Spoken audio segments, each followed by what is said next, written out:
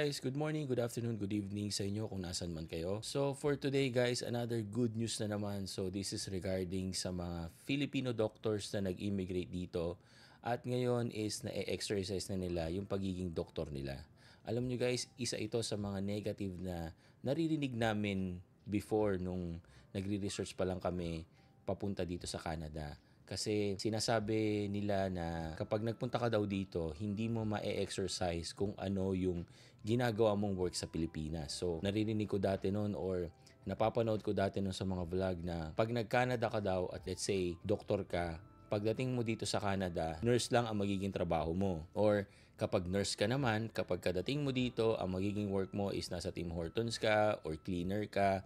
The same with other jobs like engineers, IT. So, sinasabi nila na back to zero ka, hindi mo magagawa yung mga katulad ng mga line of work mo sa Pilipinas. Kaya kami nun guys, isa ito sa mga topic na pinag-usapan naming maigi na mag-asawa na tutuloy pa ba kami? Kasi syempre guys, almost 2 decades na kaming nagtatrabaho sa Philippines. Tapos, ayaw naman namin na pagkarating namin dito sa Canada is totally reset kami at hindi namin magagawa yung trabaho na gusto namin. Saka nga pala guys, shoutout po pala dun sa doktor namin sa Cardinal Santos, no? Yung aming OB-GYN po na si Dr. Kaisip at saka po yung aming pedia, si Dr. Hernandez. Kaya ako nabanggit guys yung dalawa naming doktor sa Philippines is related po siya dun sa doktor namin dito sa Canada. Kasi guys, nung pagdating namin dito, nahirapan po talaga kami maghanap ng family doctor. Kasi guys, dito, kailangan mo ng family doctor. Parang siya yung main doctor nyo. Tapos pag kailangan mong pumunta sa mga specialist, siya rin ang magre-refer sa'yo. Parang ganon, right? So, sa una lang naman mahirap guys, pero pag nagka-network ka na dito, nagkaroon ka na ng mga friends dito, sila rin ang magbibigay sa'yo ng mga contact nila at doon din namin nakuha yung aming doktor ngayon. At ang isang nakakatuwa doon guys, yung doktor namin dito ngayon, Filipina po siya, and then nalaman namin guys na nung nag-aaral siya sa Philippines, yung dalawang doktor na nabanggit ko is naging professor niya noon sa Philippines, 'di ba? So what a coincidence guys na yung dalawang doktor namin sa Philippines, yung estudyante nila is yun yung magiging family doctor namin dito. Ang sabi pa sa amin, yung family doctor namin ngayon, doktor na siya sa Philippines, pero pagdating niya dito, hindi niya na-exercise agad yung pagiging doktor. So, nag-aral pa siya ulit, nag-take ng mga exams and certification, tsaka lang niya na-exercise ulit yung pagiging doktor niya. Habang tumatagal kami dito sa Canada, nare-realize namin na hindi naman pala totoo yung mga sinasabi na hindi mo makukuha yung trabaho na ginagawa mo sa Pilipinas pag nagpunta ka dito sa Canada. At itong news na nakita ko is another proof na talagang kaya mong magawa yung work na ginagawa mo sa Pilipinas pagdating mo dito sa Canada. So, samahan nyo ko guys at panoorin natin yung good news. Okay? Tumaas ang bilang ng mga international medical graduates na nakabalik sa pagiging doktor sa Canada ngayong 2024. Kabilang sa kanila, ilang Pilipino. Hindi ba naging madali ang proseso? Umaasa silang madadagdagan pa ang mga Pilipinong doktor sa Canada. May report si Rhea Santos. I've traveled all the way from Philippines to here, so I can't just give up on my dreams. Doktor. Yun. So, sabi nga ni Doc, di ba? Nanggaling pa siya ng Philippines. So, kailangan niyang mag-succeed. Ganyan din yung thinking namin na mag-asawa, guys. So, pagdating namin dito sa Canada, ang thinking talaga namin, there's no room for failure. Kailangan mag-succeed kami. Doktor na sa Canada ang Cebuana na si Jane Ibanez matapos di makakuha ng family medicine residency noong 2022. Marso ngayong taon, nakapasok siya sa residency program ng isang ospital sa Vancouver. So I did a lot of volunteer work. So I did some homeless volunteer work. I was a COVID contact tracing aide during the pandemic time. I did a lot of clinical observerships. So that's when you get to connect with doctors working. Yan guys. So, nakita nyo yung mga diskarte ng mga Pinoy, di ba? Pag gusto mo talaga yung or kung meron kang goal talaga guys, you will make sure na napapalibutan ka ng mga taong with the same goal na meron ka, di ba? So, si Doc, dahil ang main goal niya is maging doktor din dito sa Canada, so gumagawa siya ng mga bagay para lumapit siya dun sa goal niya, no? Kasi naniniwala talaga ako, guys, na kung meron kang goal, kailangan yung inner circle mo is merong the same passion at the same goal katulad nung sa'yo, di ba? Here in Canada. I applied last year sa resident matching service, yung Canadian resident matching service, yung CARMS po yung tawag. So, luckily po, after one try, nakapasok po ako. So, Family medicine resident naman sa Hamilton, Ontario ang laki sa Maynila na si Carlos Mendoza. 2 taon na naghanda para maipasa ang exams at kumuha ng clinical experience para maging doktor sa bansa. apart from the exams po, napaka-competitive po to get in from the first place kasi ang dami-dami po mga IMG po dito, mga international medical graduate from all over the world din. So, yeah, it was very challenging. I think I was lucky po na nakapasok po ako after one try. Ang doktor naman sa Pilipinas na si Joseph Estioco na naging nurse ng 11 taon sa Saskatchewan, sa wakas nakabalik na sa propesyon na kanyang minahal. Ito guys yung sinasabi ko kanina na naririnig namin kahit nung nasa Philippines pa kami na pag doktor ka sa Pilipinas, pagdating mo sa Canada, nurse ang bagsak mo, 'di ba? Pero kasi guys, hindi ka naman hihinto dun eh. Actually, si Sir talagang kahit na sabihin natin naging nurse muna siya, 'di ba?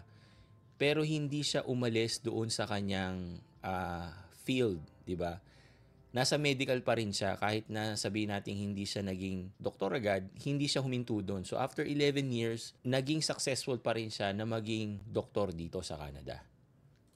Akong sinabihan na doktor ako sa Pilipinas at eventually nung sila mismo ang nakapansin na merong kakaiba sa iyo na hindi mo na maitatago sa amin. Sinabi sa akin ng aking isa sa mga naging boss at sinabi niyang doktor ka ba? At doon ko na sinabi sa kanila, inamin sa kanila na isa akong doktor sa Pilipinas. Ilan lamang.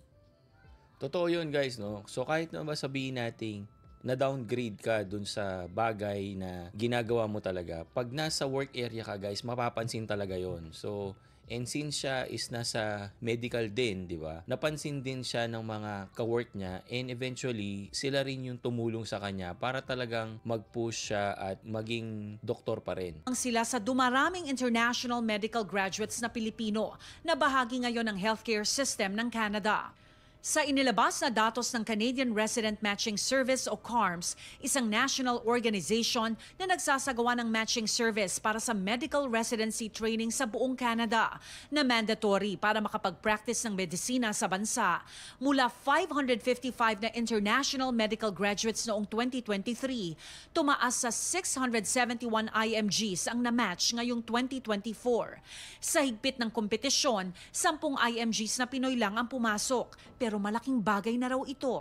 Was 10 IMGs that matched for this year, so that's very encouraging for other Filipino IMGs to maybe give it a try, also to not give up on your dreams. Marami na. Tama yan guys, no? So kahit na sabihin natin napakahigpit ng requirements, napakatindi ng process para maging doktor ulit, hindi yun naging hadlang at hindi sila tumigil, di ba? For me guys, dapat ganun ang ating drive. Diba? So kung meron ka talagang gusto para sa sarili mo, gagawin mo talaga lahat kahit na ba sabihin natin nila na mahirap, matagal na process, diba? Pero para sa'yo, focus ka lang dun sa goal mo and for sure, makukuha mo rin yan in the end. Sabi na po yun. Dati po mga 3 to 5 lang po usually, pero dumadami na rin po dito.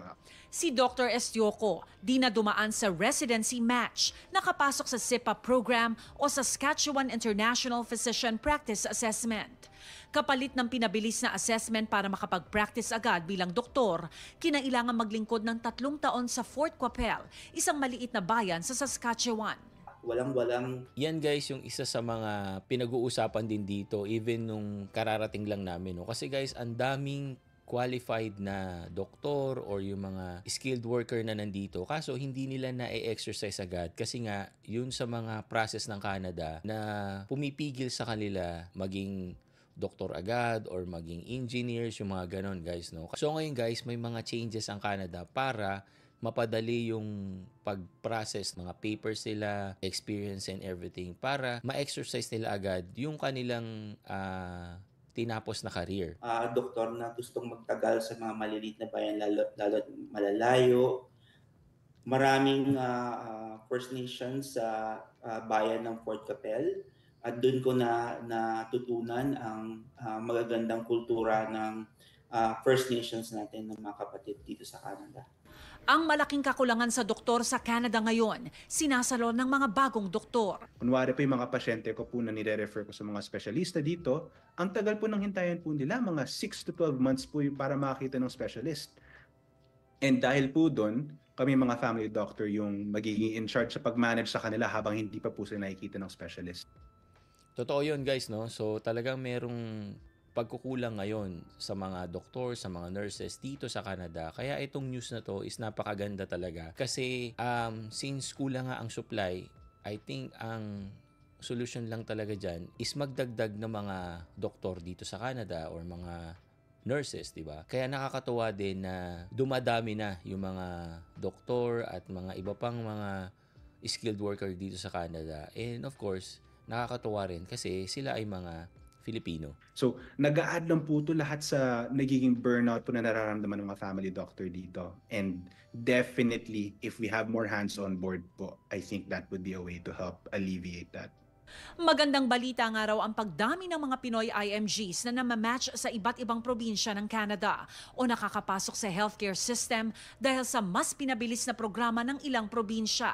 Patunay na mahirap man, posibleng makabalik at maipagpatuloy ang propesyon na pinapangarap. Hindi ko na naisip pa na lumipat ng ibang bayan dito sa Canada. And di pa rin makapaniwala pero that's where I am now.